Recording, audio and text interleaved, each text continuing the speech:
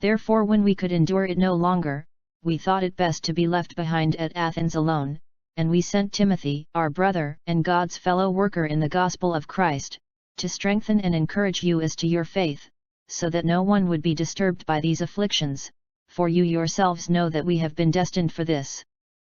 For indeed when we were with you, we kept telling you in advance that we were going to suffer affliction, and so it came to pass, as you know. For this reason, when I could endure it no longer, I also sent to find out about your faith, for fear that the tempter might have tempted you, and our labor would be in vain. But now that Timothy has come to us from you, and has brought us good news of your faith and love, and that you always think kindly of us, longing to see us just as we also long to see you, for this reason, brethren, in all our distress and affliction we were comforted about you through your faith, for now we really live, if you stand firm in the Lord. For what thanks can we render to God for you in return for all the joy with which we rejoice before our God on your account, as we night and day keep praying most earnestly that we may see your face, and may complete what is lacking in your faith. 3. 1:10 Anyone who serves the church as a pastor or elder realizes that the scriptural requirements for his service are high. He also knows he must understand the important issues of what a pastor does, says, is, and feels. In chapters 1-2 of this epistle, Paul's words reveal the true concerns of a pastor, 1, 2-3, 5, 2, 2-4, 5-7, 9-11, 13. As earlier noted, coming through his inspired pen are some of the pastoral attitudes Paul had for the church.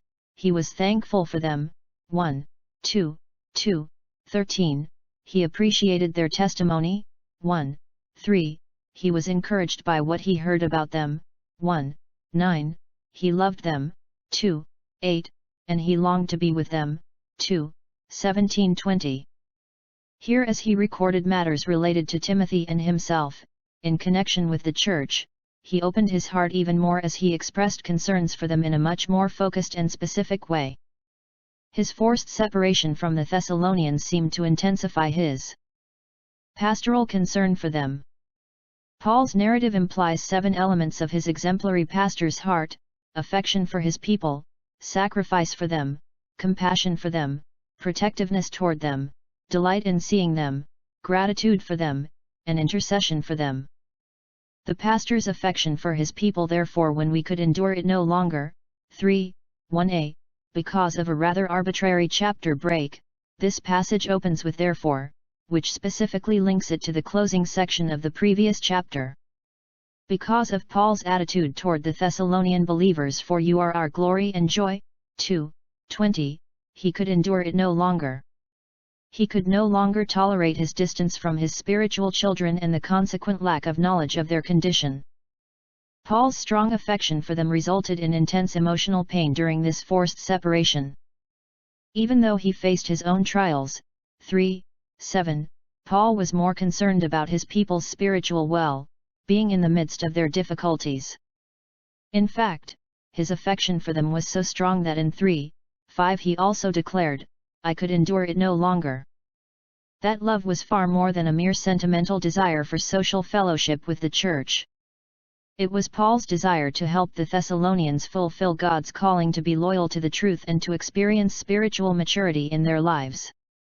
As discussed in the previous chapter of this volume, the enemies of the gospel forced Paul and his companions to leave Thessalonica, creating a potentially dangerous situation, cf. Acts 20, 29-32, that increased his concern for the Thessalonians. A man with a true and faithful pastoral heart is not concerned about his own success or his own reputation, nor is he preoccupied with his own trials. Rather, he is deeply concerned with the spiritual condition of his people, for whom he will suffer and rejoice with an unflagging affection. Paul exhibited that kind of spiritual care no matter what the response was. He wrote to the Corinthians, I will most gladly spend and be expended for your souls. If I love you more, am I to be loved less? 2 Cor. 12, 15, cf. 2, 12, 13, 11, 28, 29. The pastor's sacrifice for his people. We thought it best to be left behind at Athens alone, and we sent Timothy, our brother and God's fellow worker in the gospel of Christ. 3, 1b-2a. Strong affection always leads to sacrifice. Love gives itself away for its object. Selfless commitment to meet others' needs is the measure of true care for others. Paul exemplified that reality when he thought it best to be left behind at Athens alone, and sent Timothy back to Thessalonica. The apostle used the plural pronoun we, but the context makes it clear that Paul referred to himself. At times in his letters, he appears to have an aversion to the pronoun I, as if its use was a breach of his humility. Paul initially came to Athens without Timothy and Silas, Acts 17:14, but they eventually joined him there, v. 15. After an indeterminate period, Paul sent Timothy again to Thessalonica, Acts 18:5, to determine their condition, 1 Thess. 3:5, and he apparently dispatched Silas somewhere else in Macedonia, perhaps Philippi, 18:5, cf. 2 Cor. 11:9, Phil. 4:15. Thus for a second time, Paul was left behind at Athens alone. The verb translated left behind means abandoned or forsaken and was used in secular contexts of leaving a loved one behind at death. It expresses how serious Paul's separation from his friends was. Even though he could have benefited greatly by their assistance and fellowship in Athens, Paul thought it best to send his colleagues to Thessalonica and Macedonia for the well-being of the believers in those places. The kind of sacrifice Paul made indicates again the strength of his pastoral concern for the Thessalonians. For their sakes he gladly sent to them his most precious friend and fellow missionary, Timothy. Paul dispatched to several of the churches his beloved son in the faith as his representative, cf. 1 Cor. 4:17, 16, 10, Phil. 2:19-24, 1 Tim. 1:3. Paul's warm and positive appellations for Timothy demonstrate the close, trusting relationship the apostle had with his younger colleague. First, Paul called him his brother, which Timothy was as a fellow believer by the grace of God, 1 Tim. 1:2, 2 Tim. 1:2, 2:1, cf. Phil. 1:1. Because of experience through the rigors they had endured in ministering together, cf. Acts 16:1-3, 17, 1:15, 18, 5:7, 19, 22, 20, 4:5, they were more than just spiritual brothers. Second, Paul referred to Timothy not only in relation to himself but as God's fellow worker, sunergentio euthia. Some manuscripts prefer minister, diakonos, rather than fellow worker. That is a startling truth that a man could be a fellow worker with the Holy One. He worked with God because he, as Paul, faithfully proclaimed the gospel of Christ, cf. 1 Tim. 1, 18, 6, 12, 2 Tim. 1, 6, 7, 4, 2, 5.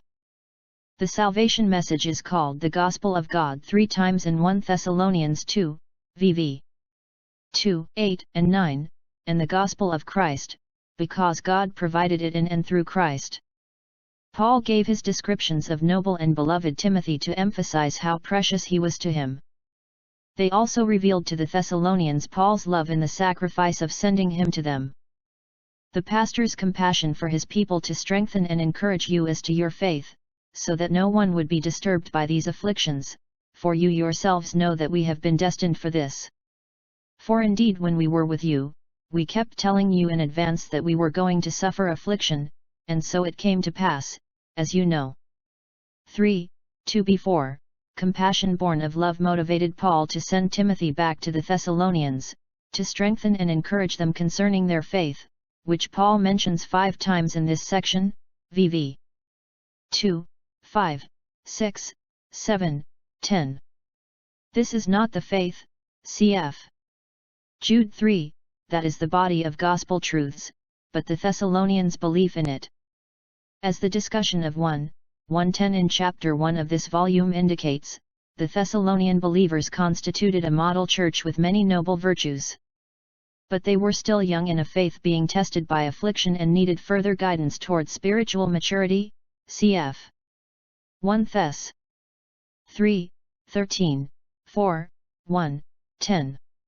Timothy's assignment was first of all to strengthen the Thessalonians' faith.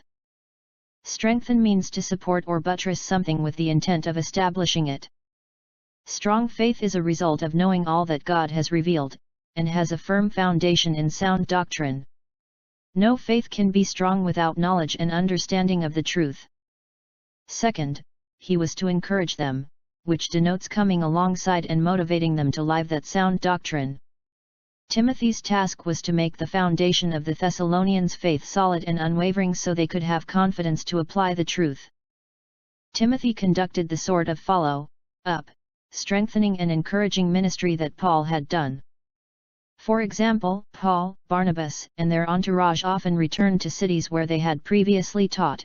After they had preached the gospel to that city and had made many disciples, they returned to Lystra and to Iconium and to Antioch, strengthening the souls of the disciples, encouraging them to continue in the faith, and saying, "Through many tribulations we must enter the kingdom of God."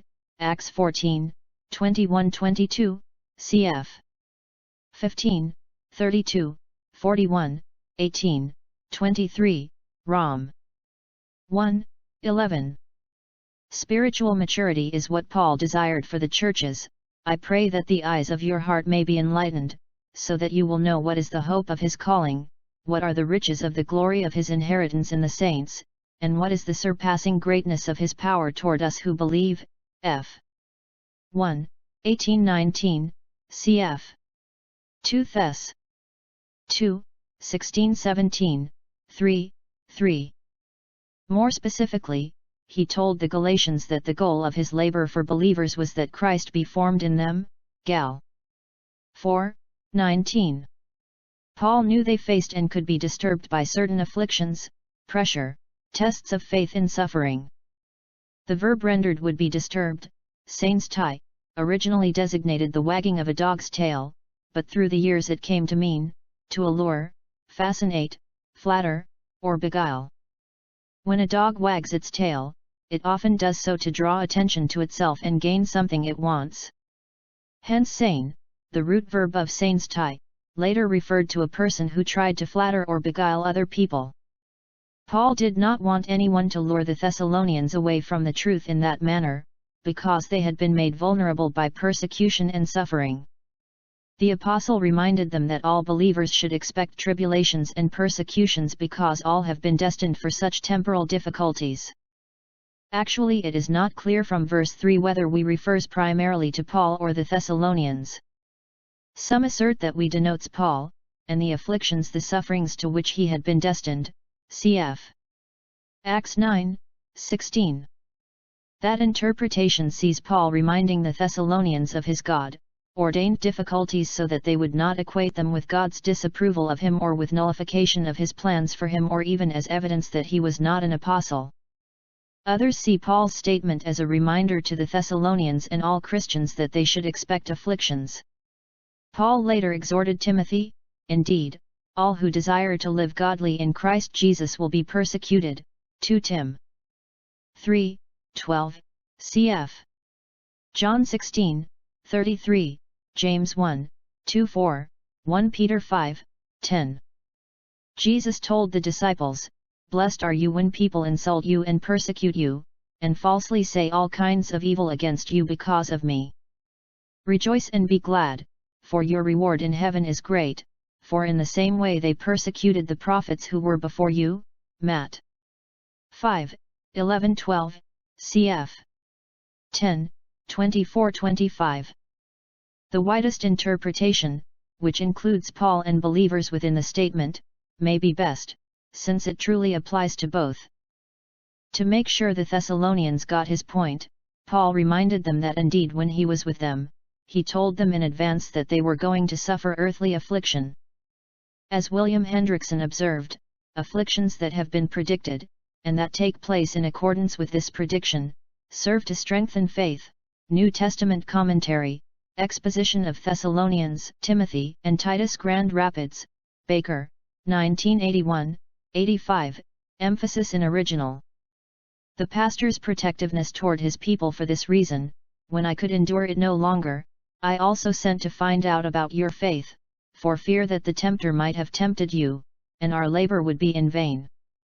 3:5, by essentially repeating what he wrote just a few lines earlier, 3:1-2, the Apostle Paul reveals another attitude of his pastoral heart, his protectiveness toward his people. For that reason, when Paul could endure it no longer, he sent Timothy to find out about their faith.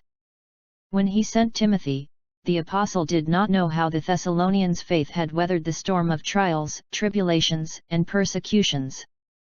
Paul's constant concern for the churches under his care, cf. 2 Cor. 11:28, is expressed in his warning words to the Ephesian elders, I know that after my departure savage wolves will come in among you, not sparing the flock, and from among your own selves men will arise, speaking perverse things, to draw away the disciples after them. Acts 20:29-30, cf. 1 Tim. 4:1. The apostles' fear was that the tempter, Satan, might have tempted them successfully to reject the gospel truth. To do that, the devil uses three basic approaches. His first assault is to prevent people from believing. The god of this world has blinded the minds of the unbelieving so that they might not see the light of the gospel of the glory of Christ. 2 Cor. 4:4. If he cannot do that, his second assault is to destroy someone's initial interest in the gospel, the one on whom seed was sown on the rocky places.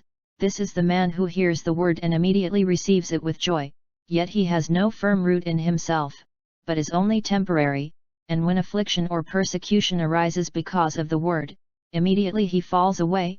Matt. 13:20-21. Finally, if he cannot stop them from embracing the gospel, Satan strives to weaken the faith of those who do believe, but I am afraid that, as the serpent deceived Eve by his craftiness, your minds will be led astray from the simplicity and purity of devotion to Christ. 2 Cor. 11:3, cf.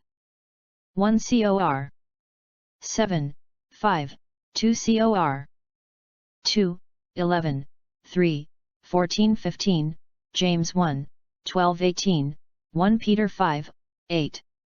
If Satan had succeeded in his assault on the Thessalonians, Paul knew that his labor among them would have been in vain, eis kenon, empty, void, pointless, for nothing. This was not the only time Paul expressed such feelings. He wrote to the Galatians, Then after an interval of 14 years I went up again to Jerusalem with Barnabas, taking Titus along also. It was because of a revelation that I went up, and I submitted to them the gospel which I preach among the Gentiles, but I did so in private to those who were of reputation, for fear that I might be running, or had run, in vain. Gal. 2:1-2, cf. 4:11. He urged the Philippians to prove yourselves to be blameless and innocent, children of God above reproach in the midst of a crooked and perverse generation, among whom you appear as lights in the world, holding fast the word of life, so that in the day of Christ I will have reason to glory because I did not run in vain nor toil in vain. 2:15-16. Likewise Paul was concerned about the Thessalonians' faith. He wanted to know that it was real rather than superficial.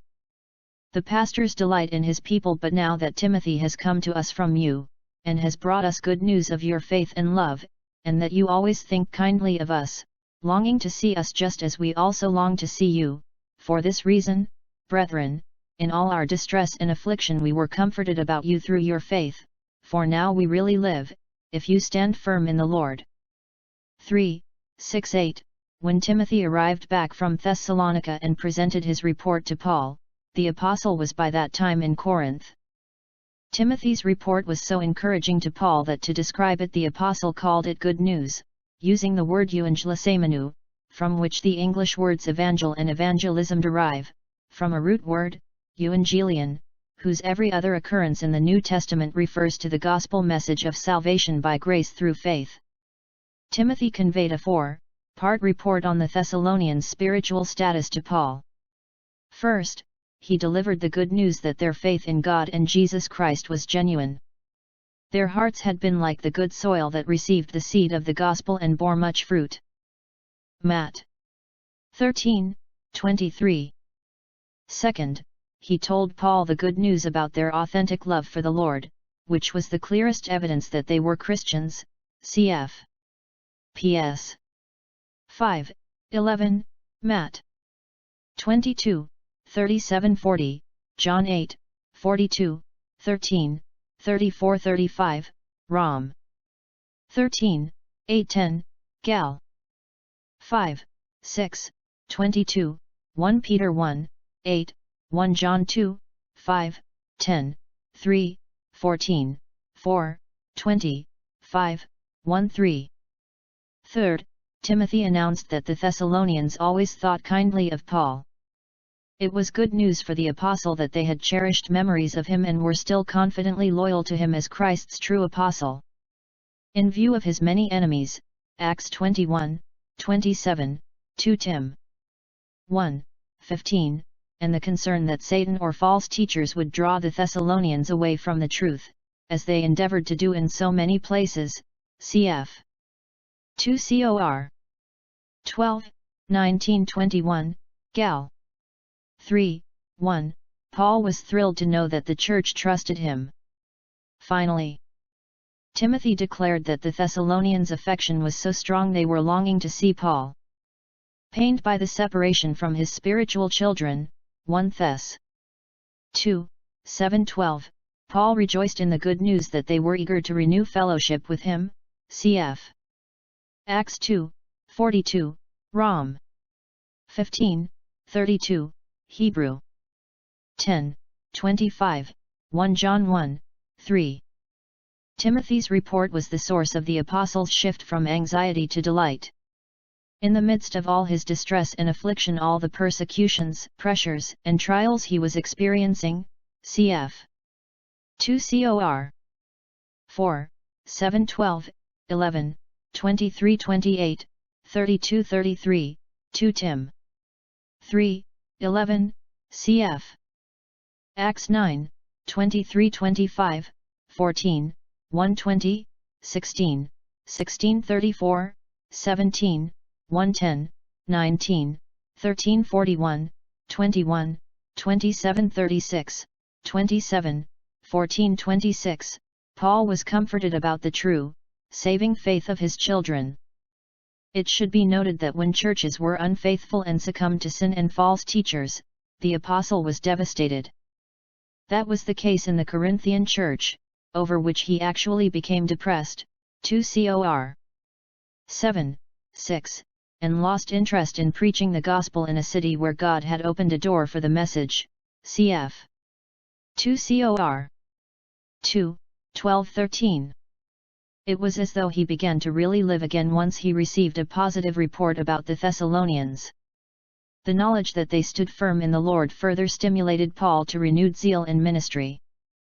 Whenever he saw any believers stand firm, stkit, a military term meaning not to retreat in the face of an attack, strong in their faith, he was delighted, yet he exhorted them to continued resolve. For example, in his second letter to the Thessalonians he declared, "But we should always give thanks to God for you, brethren beloved by the Lord, because God has chosen you from the beginning for salvation through sanctification by the Spirit and faith in the truth. It was for this He called you through our gospel, that you may gain the glory of our Lord Jesus Christ. So then, brethren, stand firm and hold to the traditions which you were taught, whether by word of mouth or by letter from us." 2:13-15, cf. 1 Cor. 16:13, Gal. 5:1, Phil. 1:27, 4:1. The pastor's gratitude for his people. For what thanks can we render to God for you in return for all the joy with which we rejoice before our God on your account? 3:9, the devoted pastor recognizes that all thanks for spiritual progress goes to God. That the Apostle Paul acknowledged that his gratitude for the Thessalonians must primarily go to God, but found no adequate words to express the fullness of his heart, is clear because he asked rhetorically, "For what thanks can we render to God for you?" Paul was so profoundly in debt to God in return for all the joy Timothy's report had brought him, and he realized he had no means to express an adequate thanks. Render, in return translates one word, antipodounai, and expresses the impossibility of repaying the Lord for all the divine work that caused him to rejoice before God. The outworkings of God's grace in their lives had made Paul grateful beyond expression. The pastor's intercession for his people as we night and day keep praying most earnestly that we may see your face, and may complete what is lacking in your faith. 3:10 Even though the true pastor will have joy and gratitude because of his people, he will still realize the need for prayerful intercession on their behalf. He will understand that their lives are not yet perfect and that his ministry among them is incomplete. For those reasons he, like the apostle, will engage in sincere intercession to God that he may have opportunity to minister again among them. Cf. Rom. 1, 8-12, 15, 5-7, 13, 2 Cor. 1, 3-5, f. 1, 15-21, 3, 14-21, Phil. 1, 3-11, Col. 1, 9-12, 2 Thess. 1, 11-12, Philem. 4-7. Paul's praying was constant and fervent. He interceded for them night and day, and did so most earnestly. The ultimate goal of his praying was to complete whatever was still lacking in their lives before God. The immediate goal was that he may see their face, to supply the instruction they needed right away. Chapters 4 and 5 of this letter provide some of the truth they were lacking. If Paul is the ideal human model of one with a pastor's heart, that is only because he carefully patterned his pastoral ministry after that of Jesus Christ, who perfectly modeled the pastor's heart during his earthly ministry. He was the ultimate example of affection for his sheep, John 10, 11-16, 27-28, unselfishness for his disciples, John 13, 3-17, compassion for his people, John 11, 33-44, cf. Matt. 23, 37-39, protectiveness toward his lambs, John 10, 2-5, delight for his church, Matt. 16, 18-19, gratitude for his followers, Matt. 11, 25-30, an intercession for his beloved children, John 17, 6-26. That model of the shepherd's heart is the divine standard for all pastors today.